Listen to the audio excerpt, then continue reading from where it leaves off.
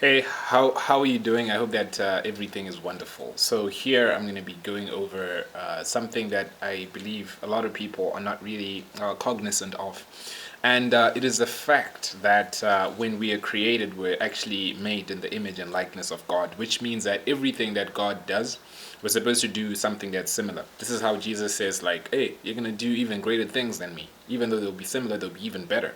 So when we were created, the plan initially was for us to be like God, which means that we're actually supposed to have eternal life at some point. So when Adam and Eve were placed into a garden, there was a certain tree that was placed in the middle of the garden, which was the tree of life, and next to this tree was the tree of knowledge. So these trees were actually in the same spot because both of them were in the middle. So this signifies to us that in the beginning of everything, everything was the same way that it is. So nothing is new under the sun. What has been is what will be, because we're led to believe that we got the idea of duality, of life and death, of good and evil, after we ate from the fruit. But this existed even before, because the tree of life was right next to the tree of death, which is what it really is. So it was life and death. This was the choice all along. So it wasn't exactly like another tree with two elements. It was actually two trees with two elements. So duality always existed. So it was triggered by this serpent. A serpent is this spirit, which is just like a sperm, which comes like in a spirit and comes and inspires an egg to be. So it came to Eve and inspired Eve to be evil. So this is the serpent, and this is what happened. So the initial plot of God, the initial plan, was for the planet to have a certain plant. This plant was planted in the planet in order to have this plan unfold. So the plan of God in this planet was for us to have this plant. This plant is what we're supposed to eat in order to have eternal life. So this is how God like panics when we eat from the tree of life instead of the tree when we eat from the tree of death instead of from the tree of life. Because through that, he said that on the day that you eat from it, you will surely die, which means that you will surely decide. So this was a decision. This is the death, because we had to die, we had to decide. So if we had decided life, then this would not have been the decision. So perhaps would just never have decided, never have divided, and would still have this continuation of the cycle. So now we live in this world of cycles because we have created this loop, or this decision matrix that was formed through the first decision. So this is duality, and this is the nature of the universe as it always has been. So I used to think that it was duality started when we ate the fruit, but in fact duality always was there, because the tree of life was in the middle, and right next to the tree of life was the tree of death. So there was life and there was death. So this was always the choice. So the tree of life is still there, but the tree of knowledge is what we ate. So when we ate from this tree of knowledge, we actually got knowledge of good and evil, which is actually this tree in itself is just death, because when we ate from it, we actually killed the tree. So we actually killed it. So this is death in itself, because it dried and it died. But the tree of life is evergreen, and it was there right next to it. So this was the choice. It was left or right. It was life or death. It was knowledge of good or evil. So through this, we have life as it unfolds. So before we go any further, it is interesting, or it is important, imperative to realize that the initial plan was for us to eat the plant. So this plant was what is in this planet. So this plan, the plan of God, was for us to have this tree that was planted, so that we can be like a tree that is planted in this planet. This is how the meek actually inherit the earth, because they will be like the tree planted in this planet according to his plan. So the plan is still in motion. But what has happened is that people have been distracted from the actual goal, from the actual goal or the plan or the plant that was there in the beginning in this planet.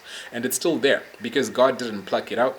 But what happened is when they ate from this tree, they died, or they decided, because this is what happened on that day.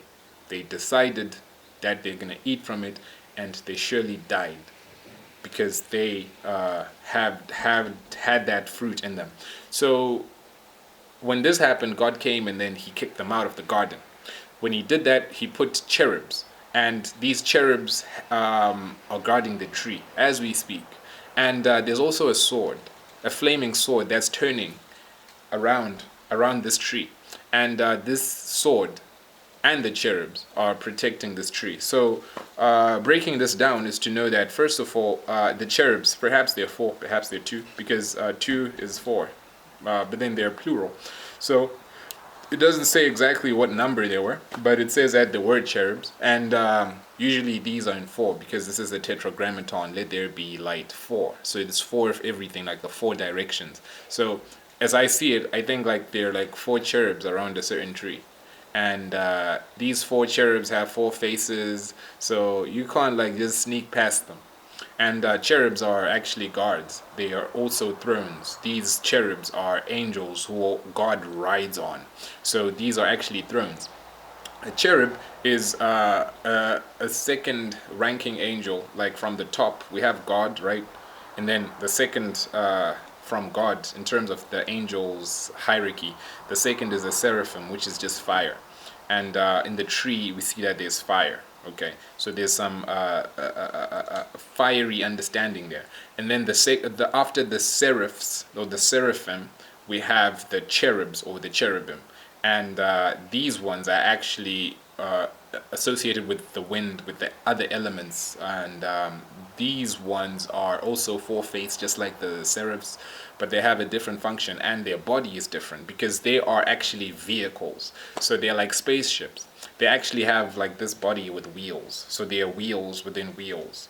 And the seraphs are bodies of like feet of like man or brass, feet of like, so they're like they have a different constitution, but all of them are like these like animalistic creatures that live on the throne of God, which to someone would look pretty scary. Like if you ever saw it, like it wouldn't look like, oh wow, this is angelic. No, it wouldn't. It would look beastly. Like if you actually saw it, like these flaming things, and they have four faces. One of the faces is a lion, one of the faces is an ox, another face is a person, another face is an eagle. Come on, like that would look beastly. Like you'd actually run away from that. Like yeah. So this is what's on the throne. So what is in the earth is what's given to us. So it is the glory of God to hide things. It is the glory of kings to reveal things. So kings, queens, princes, princesses, everyone who has this understanding to find the tree of life is who's watching this right now. And this journey is actually this journey back into the basis of the planet's plan in terms of where the plant is situated. So everything happened in a certain area that is known as the Garden of Eden. So is this place even there? Because this place is actually a paradise. So P-A-R-A, the paradise, this creates a paradigm. And this paradise is P-A-R-A in a parallel. So this is actually happening in a different realm. Okay? But then this realm is still in the same parallel as us in terms of the paradox that we have in this dimension. We are in the third dimension, but we think about the fourth dimension. So this is a paradox, but then this creates our parallels. So this is how we have every parable, because in a parable, Jesus is saying something that is a metaphor, which is to say that he will say like, all right, yeah, this kingdom of God is like a tree that is planted, but he actually doesn't mean a tree. So this is a paradox that creates a parallel, because now we're imagining something that is metaphysical. So the Bible and everything in it is metaphysical. So everything is beyond physics, is metaphysical. So metaphysical is a word that means something that is beyond the physical realm. That actually means something that is before the physical realm. And it also means something that is between the physical realms. So metaphysics is a study in how things come about It's a study in being. It's a study of the fundamental principles that constitute everything in this world. So metaphysics is actually the metaphor of who we are, because we are a metaphor of God. These four-faced angels that I was talking about, we are actually an image and likeness, a simile of God. So we are actually a metaphor of Him, the four, the meta, beyond is meta. Four is actually the tetragrammaton, which is actually the four seasons, which is the four directions. Like the four canine teeth, beastly, right?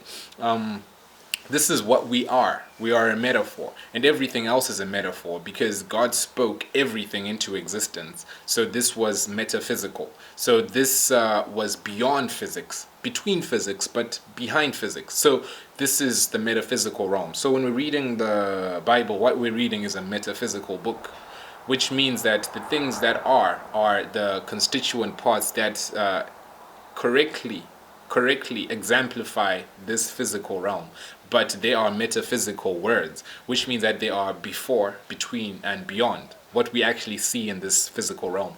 This is what the Bible is. It's a metaphysical workbook. This is metaphysics. So everyone who reads the Bible is reading metaphysics. So the thing with metaphysics is people perish when they don't know, which means that you could read it and get different interpretations and understanding of what you're reading based on your own level of understanding, because it is a metaphor. So if someone gives you a metaphor and you don't understand the reference, this is the same thing that you could read the Bible and not understand what it's saying. So the way to the tree of life is guarded by a flaming sword. So this sword is actually representing words, because the sword is the word. When in the Revelation what's revealed is that Jesus has this mouth. This mouth is a sword, a flaming sword. So we know that this sword is a word, or the universe. So this is being hidden in the planet, in the universe, in the world, or in the word. So the world is actually the word, and the L is electricity or fire. So this world has the word, which is embodied in this power. So this power gives it the fire that is surrounding it. So the words are what's distracting us. So what happens is that when we're created, we're a metaphor of God. We're supposed to live forever, just like He did, or just like He does. And this is why we were kicked out, so that we don't actually fulfill the thing before the time has happened, the thing being immortality.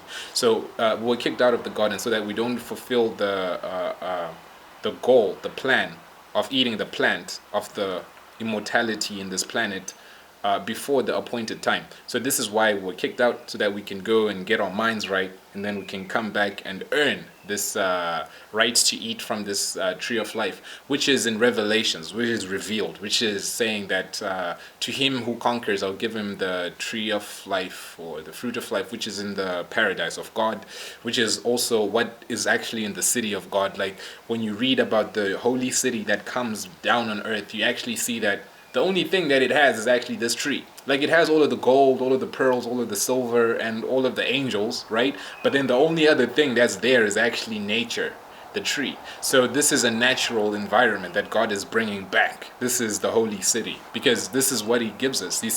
They're only 12 gates, and these gates have these pearls, right? And then they're always open. So beyond that, we just have light forever, and we have a tree, and we have water and gold and stuff like that, but we don't have like skyscrapers, buildings. No, this is actually a natural splendor, and this is where we get the tree of life. And in this revelation, we see that the tree of life is actually what we end up eating as everyday awareness, in terms of like today, like we go to work every month, we eat what we work, what we kill. But then in this revelation, we see that every month this tree will have a different fruit. So now we're going to be eating what is growing, what is sustained, and it's always going to be different, always going to be new. This is the metaphysical understanding of what this holy city is, to know that it is signifying newness and growth. So also the thing that's happening in the new holy city is that every day is a bright day. So there is no need for the sun, there is no need for the moon, and there is no need for the body. because there is no need for the body of Christ. There is no need for temples because the temple shall be God because He's there. And there is no need for the moon, which means that the moon actually gives us the month, right? The month gives us everything that is of the fruit of the womb. And every month we have 12 months, and these 12 months are 12 moons. 12 moons are 12 wombs or 12 fruits. And these are the 12 fruits that we actually eat from the tree of life, which represents the moons, which is the whole year.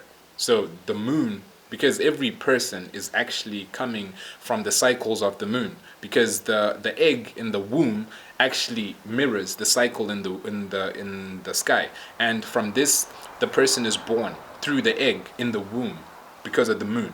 Without the moon, like, the woman doesn't even have the cycles. So with this, we have the tree that now represents the womb, which gives us the fruit of life. So with this, we have life eternal. So this is the understanding of that we are going to be actually consuming life. This is why it's called the tree of life. It's the tree of the womb. So instead, what we had in the garden was this duality. We had the choice between life and death, or we had the choice between the womb or the tomb. So we chose the tomb, and from this we have the life in this direction, and this is how it's going, this is how it's been, and this is what we're experiencing, that everything in this life is just fueled with death. Like, we actually use fuel that's actually death. Like oil is death, like coal is death. But what we're actually looking for is the new holy city, where we use the sun as our fuel. This is living. So this is livity. So to find our way back to the tree of life is the important destination, or the whole point of life. This is to understand that the tree of life is mentioned in 3 chapters, right? In 3 books. The first time the tree of life is mentioned is in the book of Genesis, and then the last time is in the book of Revelation. So the whole point, from the beginning to the end, is about the tree of life. But no one ever talks about the tree of life. No one thinks about it, because everyone's forgotten about it. Because the words is the flaming sword, which is turning every way. So this is confusing people. This creates this confusion. So this is how God comes and confuses their languages when they're trying to build the Tower of Babel. Because anything that they want to do, anything, even finding the way to the tree of life, anything. This is what it's about. Because the same rhetoric is being used. Like, oh, they have become like one of us. Now let us put them out of the garden. And then when they build in the Tower of Babel, oh, they are trying to do this, so now let us do that. So they use the same rhetoric in the same sense, because this could have been a possibility, that with one mind and with this understanding, like, yeah, we would actually go for the tree of life. So maybe this is how we actually started babbling, because of the tree of life. But then through this babbling, this is actually what we're actually seeing and referencing, is the fact that the sword, the flaming sword, is actually the word. So this word, the swords are words. So this word is actually what's confusing everyone, because it's just turning everywhere.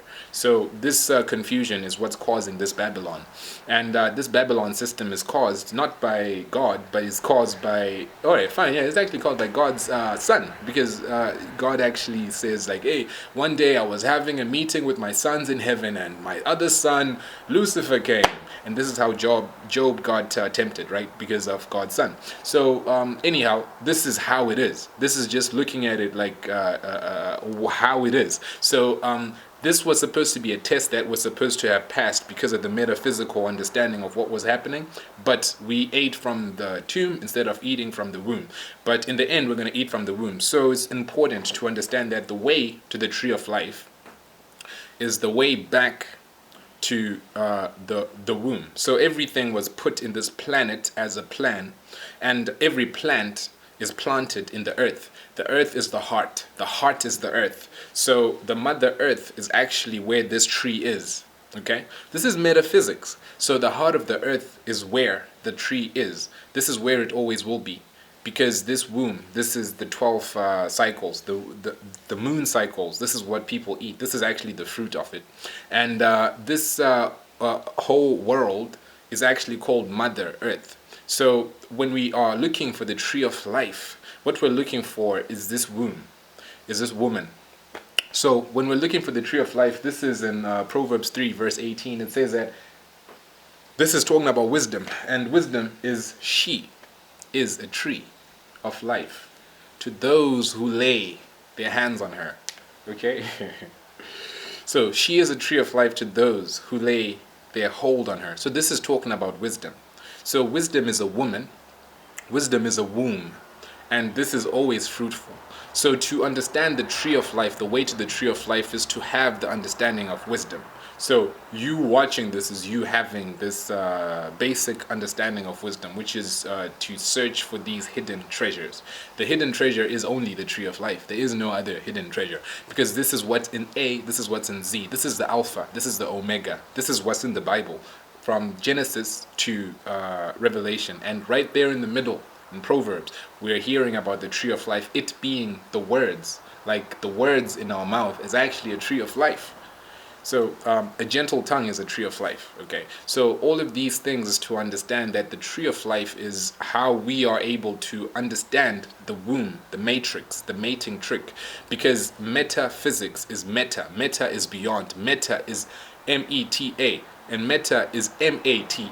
These are the same letters. So a metaphysical understanding is to know that this is the matrix that we are getting, that we mated, or we ate it, because God says you will eat it as meat. Meat, MEAT, which is MATE, which is META. Meta, meat, and mate. This is how he says you will eat it as meat, you will mate with it. And then from this we mated with the womb, with the tomb instead of the womb. So we have to go back to the heartland or the motherland. This is to know the way to the tree of life. And this sounds crazy, but this is the metaphysical understanding of this, that the tree of life is actually the motherland. So this is where every seed was planted in this planet according to God's plan. This is what it is. So the tree of life is literally the motherland. The motherland is literally Africa. This is the Garden of Eden. This is where we all agree, like that life started in Africa and then it branched out everywhere to all the other countries, and this is just how it is. So us trying to find this parallel, this paradise, is us knowing that the paradise was first of all a utopia. This is Ethiopia, the first utopia. This is the understanding of that the people there had this utopian understanding, and through this is where the tree of life was hidden, or is hidden. So grasping this is to know that the tree of life is life forevermore. So it can't be killed, because this is the plan in this planet. This is how it's planted, and through this is how we have all life. And this is actually a womb, because this woman is the seed. She says that the seed in you, woman, the seed in your womb will be against the seed in this world. So this world is trying to distort the actual heartland, the motherland, which is wisdom, which is actually a woman, which is embodied as a woman, This is Mother Earth. So all the creatures of Mother Earth are actually eating from the tree of life, and that is the seed of life. So what we want is the actual tree and ultimately the fruit. So the seed was already spoken of as being in the woman, was being in the mother. So this is the matrix. So this is how we all come about, because we mated with the wrong one, but through this we are in this matrix, and we have these decisions to make because of duality, because of what happened. But then everything that is happening is taking place in this womb, in this woman, and through this we have every choice and every decision. And this is actually where we find the tree of life. This is where we find everlasting knowledge and wisdom. So knowing that the tree of life is actually a woman, she is a tree of life to anyone who lays a hand on her. This is to know that wisdom is actually the tree of life, and through this wisdom is actually a woman, and this woman is actually what the basis of all life is, which is Mother Earth. So the tree of life is nature.